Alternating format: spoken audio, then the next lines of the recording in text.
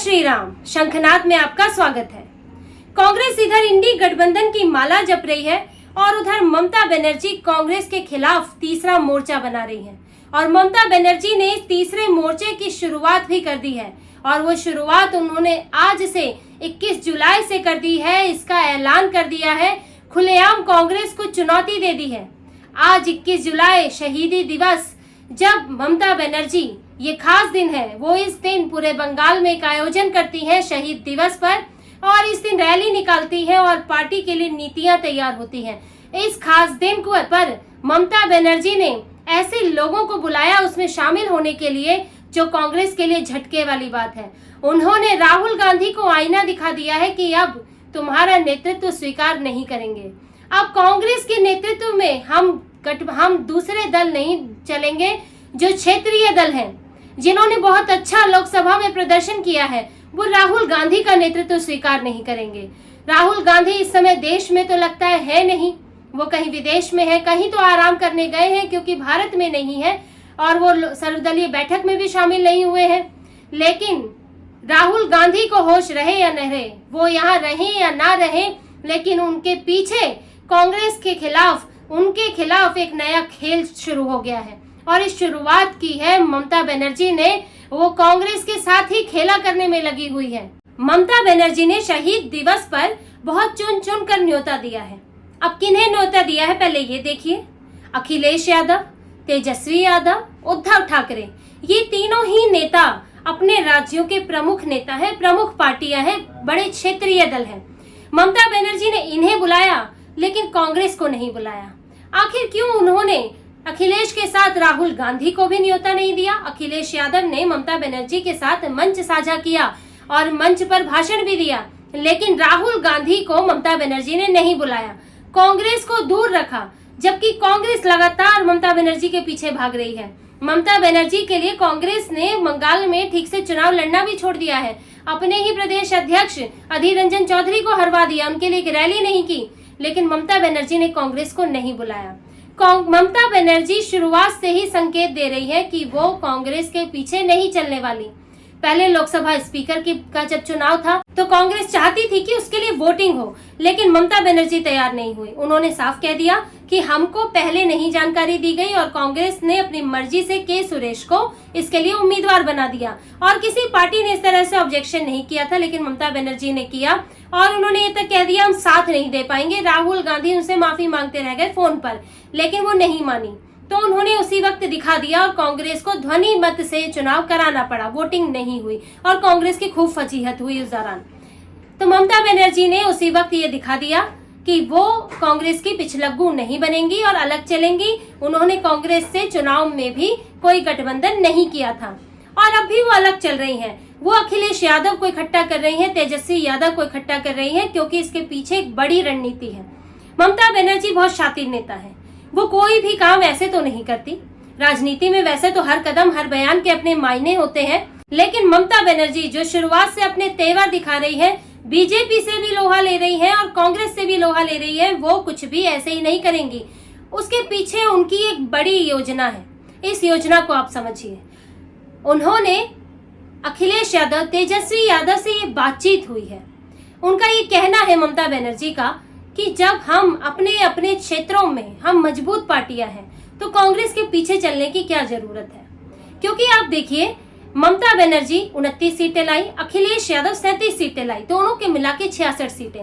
कांग्रेस के पास कितनी सीटें हैं? 99-98 सीटें। तो कांग्रेस से बहुत ज्यादा सीटों का अंतर तो है नहीं। एक आध क्षेत्रीय दल आप और मिलाएंगे तो वो सीटें लगभग आसपास पहुंच जाएंगी। तो ममता बनर्जी का यही कहना है कि हम कांग्रेस का नेतृत्व क्यों स्वीकार करें, जबकि कांग्रेस अपने दम पर सरकार नहीं बना सकती।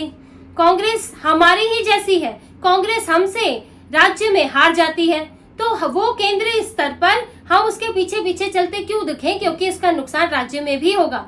और कांग्रेस ने हमारे ही बूते राज्य में जो थोड़ा बहुत अच्छा प्रदर्शन किया है वो हमसे ही छीन कर किया है। जैसे कि आप यूपी में देखें, ममता बनर्जी, ये सिर्फ आप समझिए कि उन्होंने अखिलेश यादव को सिर्फ रैली में भाषण देने नहीं बुलाया, शहीद दिवस की रैली में उन्होंने ये सब चीज, बातचीत होती है, मीटिंग होती है और इस तरह की खबरें हैं कि ये बातें, ये कहीं ना कहीं ये चर्चा चल रही है और उन्होंने अखिलेश यादव को यूपी याद दिलाया कि जो कांग्रेस एक सीट भी ढंग से नहीं ला पा रही थी यूपी में, वो आज 6 सीटें ले आई। किसके भरोसे, किसकी बदौलत? अखिलेश यादव। अखिलेश यादव ने कांग्रेस को जिलाने में मदद की, और कल को इसका नुकसान किसे होगा? अगर मान लीजिए कि इस यूपी में कांग्रेस मजबूत हो जाती है तो कांग्रेस किसके वोट काटेगी? अखिलेश यादव के, सपा के वोट, क्योंकि बीजेपी का वोट तो अपने आप में कुछ अलग तरह का वोट है। जो सपा और कांग्रेस में जिन वोटों की होड़ होती है वो है मुसलमानों का वोट। क्योंकि आज कांग्रेस कमजोर है तो मुसलमान, क्योंकि टेक्टिकल वोटिंग करता है, ध्रुवीकरण होता है और बहुत सोच समझकर ये भाजपा को हराने के लिए किसी भी पार्टी को वोट दे देता है। तो उसे लगता है कि यूपी में सपा को अखिलेश यादव भाजपा को हरा सकते हैं तो अखिलेश यादव को वोट देता है। ममता बनर्जी लगता है कि बंगाल में हरा सकती है तो ममता बनर्जी को वोट देता है और कांग्रेस को वहां पर छोड़ देता है।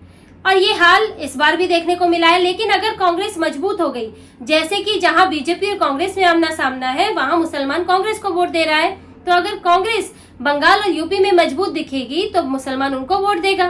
तो अखिलेश यादव को यही समझाने की कोशिश है कि आप अपने कंधों पर रखकर कांग्रेस को ऊपर बढ़ा रहे हैं, और कल को कांग्रेस अगर अपने पैरों पर खड़ी हो गई तो वो आपके पैर काटने की कोशिश करेगी, क्योंकि वही आपके वोट काटेगी। और इसीलिए मैंने, यानी ममता बनर्जी कह रही है कि उन्होंने कांग्रेस के साथ गठबंधन नहीं किया। ममता बनर्जी के पीछे लगी थी कांग्रेस, लेकिन उन्होंने कहा कि भाई 2 सीट ले लो, बाकी सीटों पर तो वह खुद लड़ूंगे, 42 सीटें हैं बंगाल की। तो उन्होंने उनके साथ कोई गठबंधन नहीं किया और अपने बूते वो 29 सीटें लाई और कांग्रेस 1 सीट जीत पाई। तो आखिर क्यों क्षेत्रीय दलों को कांग्रेस के साथ गठबंधन करना चाहिए या फिर उसके पीछे चलना चाहिए? क्या उनको राहुल गांधी को प्रधानमंत्री बनाने का प्रण लेकर चलना है? क्या उनका मकसद राहुल गांधी को प्रधानमंत्री बनाना है? क्यों राहुल गांधी के पीछे चले, जो कि अभी तक तो एक असफल नेता ही रहे हैं, और ये दोनों अपने अपने राज्यों के बड़े सफल नेता हैं। तो ममता बनर्जी कुछ इसी तरह की कैलकुलेशन में लगी हुई है। और एक जो गणित उनका, अब देखिए उन्होंने जो समझाया है, जो ये बात चल रही है, उसमें 4 राज्यों की बात है, बंगाल, यूपी, बिहार और महाराष्ट्र। अब आप इनकी सीटें देख लीजिए। बंगाल में 42 सीट है लोकसभा की, और बिहार में 40 सीट है, यूपी में 80 सीट है और महाराष्ट्र में 48 सीट है। कुल मिलाकर ये 210 सीट बनती हैं। अब अगर 210 सीट, अगर ये क्षेत्रीय दल एक हो जाते हैं, 210 में से ये इतनी सीटें ले आते हैं जो कि कांग्रेस से ज्यादा है, तो नेतृत्व तो इन्हें करना चाहिए। ये क्यों कांग्रेस के पीछे चले? इनके इस वक्त यही इसी स्ट्रैटेजी पर चर्चा चल रही है कि कांग्रेस भाई साउथ में लड़े, वो साउथ में जाकर जो जितनी सीटें चाहिए उतनी ला सकती है, लाए और वहां सारी सीटों पर लड़े, अगर उसका वहां पे गठबंधन पे ये चीज स्वीकार्य हो जाती है तो। लेकिन अगर 99 सीटें लाकर वो सभी पर सवार होने की कोशिश करेगी तो स्वीकार नहीं किया जाएगा। कांग्रेस जितनी सीटों पर लड़ रही है 99 ला रही है। अगर ये चारों राज्य मिला के 210 सीट है, अगर ये इसमें से 99 से ज्यादा ले आते हैं, 150 भी ले आते हैं, तो क्यों वो कांग्रेस के नीचे रहेंगे? और ये इस समय की बात नहीं है, आने वाले समय में अगर मान लीजिए भाजपा कभी कमजोर हुई और अगर ये स्थिति बनी कि भाजपा के विकल्प के तौर पर कोई और पार्टी तैयार हो रही है, तो इनका कहना है कि कांग्रेस क्यों, हम क्यों नहीं?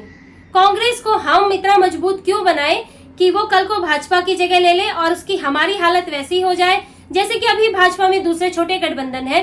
क्योंकि भाजपा सब बहुत मजबूत पार्टी है, तो उसकी जो फैसले होते हैं, अगर बहुमत होता है तो भाजपा की ही चलती है और उसमें छोटे दल सिर्फ सहयोगी की भूमिका में होते हैं। हालांकि भाजपा अपने छोटे दलों का ध्यान रखती है, छोटे छोटे अपना दल जैसों से एक मंत्री बनाया हुआ है, सम्मान भाजपा देती है, लेकिन फैसला भाजपा का ही स्वीकार होता है।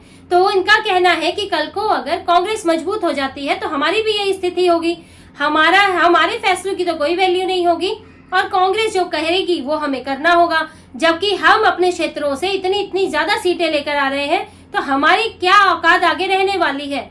इसीलिए ममता बनर्जी तीसरे मोर्चे पर विचार कर रही हैं कि अब आने वाले वक्त में सबको उम्मीदें हैं कि इस बार का प्रदर्शन अच्छा रहा तो आगे हो सकता है और अच्छा रहे।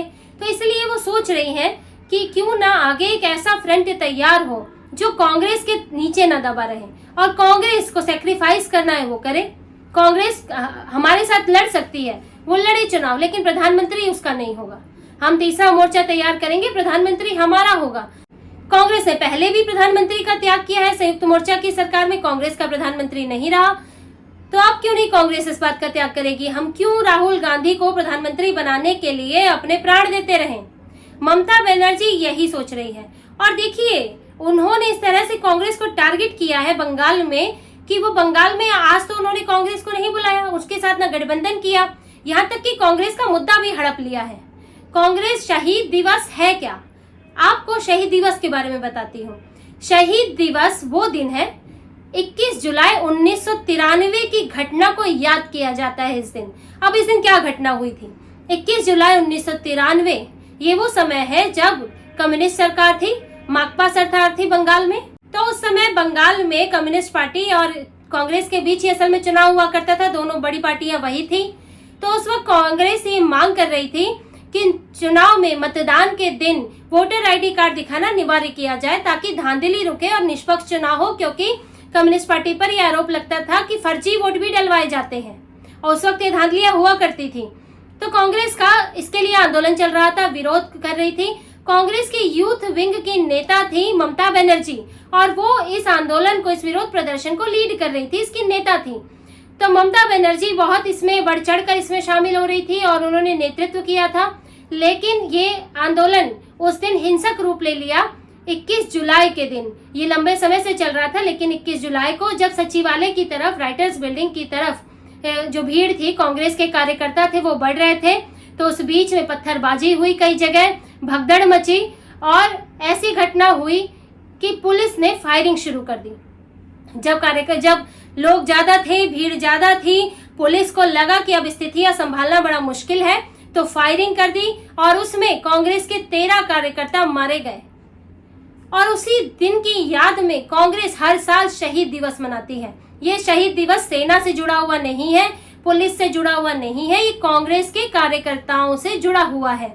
और ममता बनर्जी हर साल इसमें हिस्सा लेती थी, वो कांग्रेस के साथ जब तक थी, और जब वो तृणमूल कांग्रेस उन्होंने बनाई तब उन्होंने शहीद दिवस हड़प लिया। ये कांग्रेस का मुद्दा था कि कांग्रेस के कार्यकर्ता शहीद हुए थे। ममता बनर्जी तब कांग्रेस में थी, लेकिन कांग्रेस ने धीरे धीरे बंगाल में अपनी स्थिति खराब कर दी, अपना ही एक अहम दिन बनाना छोड़ दिया और शहीद दिवस से किनारा कर लिया और ममता बनर्जी ने उस मुद्दे को हड़प लिया। और ममता बनर्जी यह शहीद दिवस मनाती है और वो शहीद दिवस है कांग्रेस के कार्यकर्ताओं की मौत का। आप हैरान होंगे ये जानकर कि आखिर कांग्रेस कहाँ है बंगाल में। कांग्रेस ने अपने मुद्दे, चुनाव सब छोड़ दिया है सिर्फ इसलिए ताकि भाजपा को हरा सके, लेकिन वो खुद इसमें हार रही है। भाजपा के लिए गड्ढा खोदते खोदते खुद गिर रही है और दूसरी क्षेत्रीय पार्टियां आगे बढ़ रही हैं। और कांग्रेस के अंदर, बंगाल कांग्रेस में इसको लेकर तनाव की स्थिति भी है, विरोध का किया जा रहा है, इस तरह का फीडबैक दिया जा रहा है। लेकिन केंद्रीय नेतृत्व, उसका तो मकसद है सिर्फ राहुल गांधी कि किसी तरह राहुल गांधी को प्रधानमंत्री बना दे, ये इनके इन प्रकार, चाहे राज्य कांग्रेस खत्म हो जाए। तो ममता बनर्जी ने कांग्रेस का मुद्दा भी हड़प लिया है, कांग्रेस को किनारा भी कर दिया है और कांग्रेस के सिर पर भी नाचती रहती है। तो आप समझिए, ममता बनर्जी पूरी तरह कांग्रेस के सामने एक समानांतर शक्ति बन के खड़ी हुई है।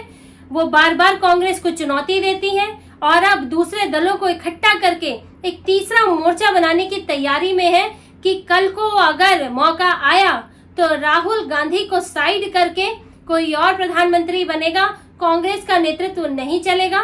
क्षेत्रीय दलों की ताकत को वो बढ़ाना चाहती है और उनका नेतृत्व करना चाहती है और कांग्रेस ममता बनर्जी का गाना गाती रह जाएगी, उनके पीछे पड़ी हुई रह जाएगी, लेकिन ममता बनर्जी कांग्रेस को बख्शने वाली नहीं है।